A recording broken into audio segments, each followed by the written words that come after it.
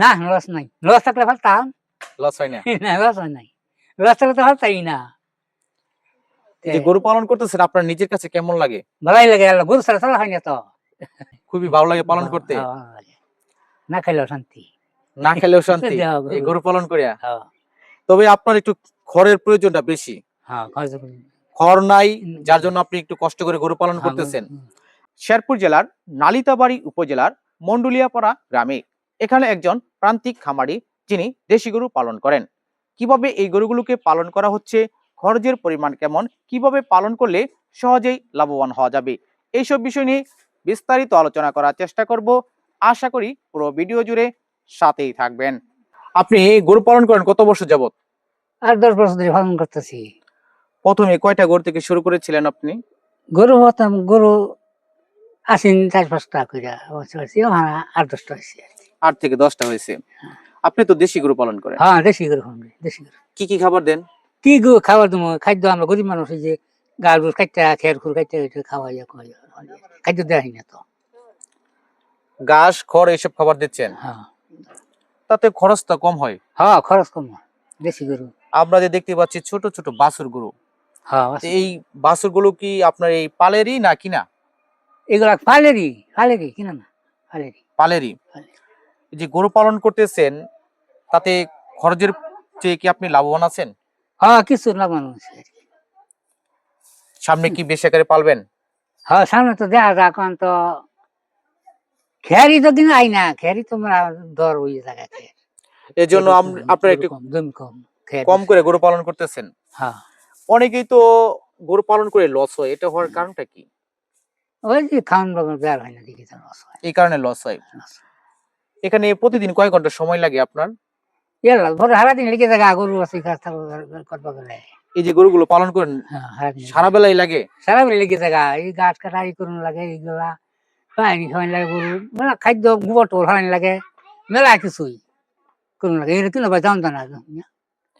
এর পাশাপাশি আপনি আর কি করেন? ভাষা ভাষায় যে খেত খোলা দেখি আর কি। এই কৃষি কাজ করেন আর এই গরু পালন করেন। হ্যাঁ, গরু পালন করি। সামনে কি বেশি আকারে আপনি গরু পালন করবেন? হ্যাঁ, দেখা যাক, আল্লাহ যদি হাই বাচ্চা থেকে তাহলে বেশি আকারে পালন করবেন। আমি আপনি তো অনেক বছর যাবত গরু পালন করতেছেন, শুরু থেকেই। এখন পর্যন্ত কি আপনার লস হয়েছে? না, লস নাই, লস থাকলে ফালতাম। লস হয় না? না লস হয় নাই, লস থাকলে তো ফালতাই না।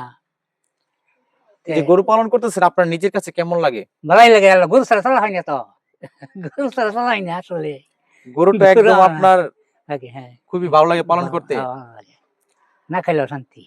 না খেলেও শান্তি দেওয়া এই গরু। গরু পালন করিয়া? হ্যাঁ, তবে আপনার একটু খড়ের প্রয়োজনটা বেশি। হ্যাঁ, খরচ করি। খড় নাই, যার জন্য আপনি একটু কষ্ট করে গরু পালন হ্যাঁ, করতেছেন।